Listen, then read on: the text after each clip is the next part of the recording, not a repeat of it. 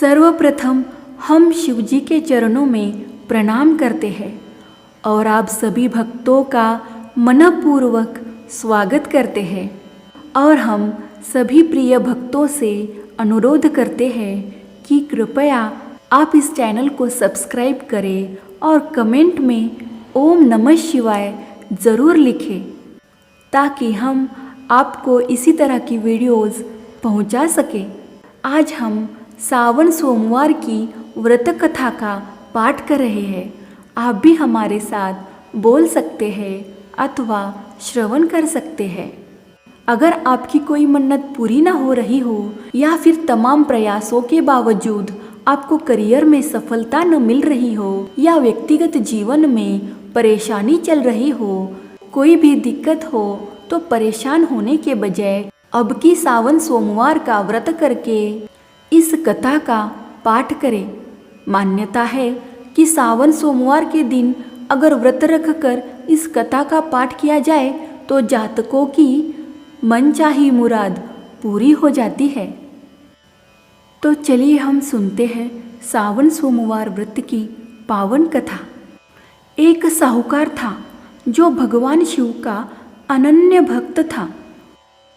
उसके पास धन धान्य किसी भी चीज़ की कमी नहीं थी, लेकिन उसकी कोई संतान नहीं थी और वह इसी कामना को लेकर रोज शिवजी के मंदिर जाकर दीपक जलाता था।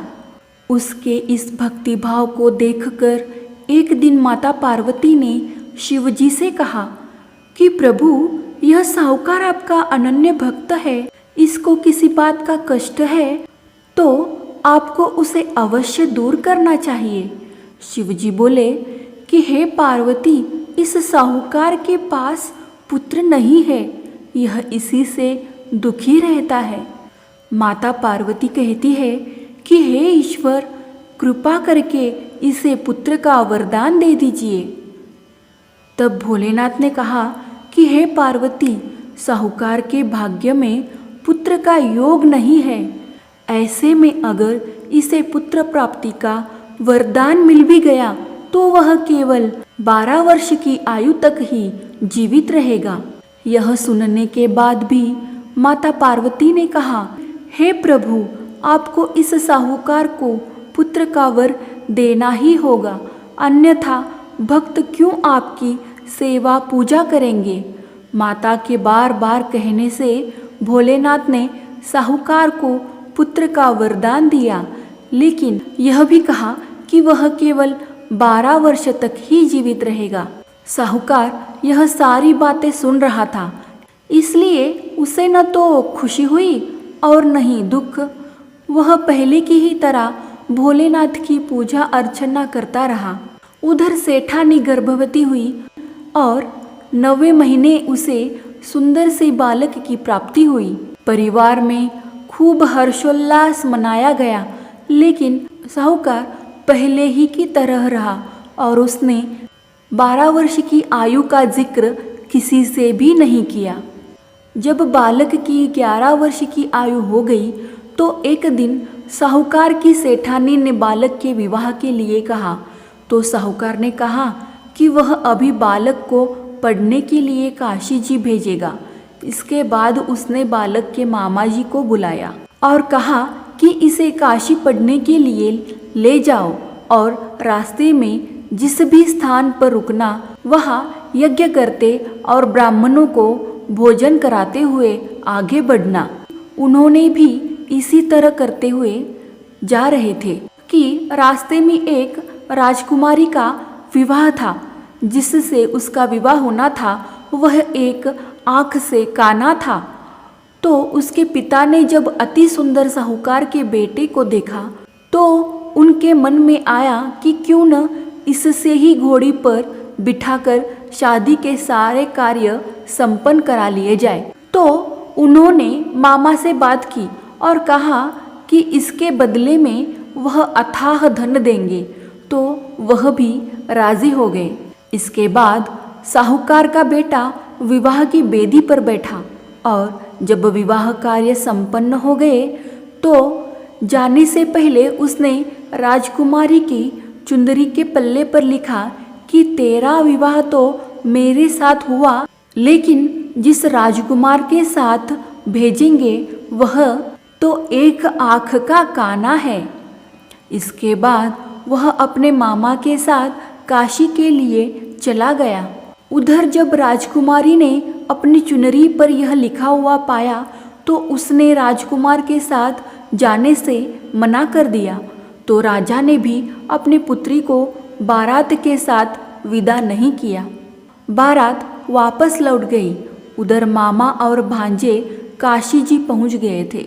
एक दिन जब मामा ने यज्ञ रचा रखा था और भांजा बहुत देर तक बाहर नहीं आया तो मामा ने अंदर जाकर देखा तो भांजे के प्राण निकल चुके थे।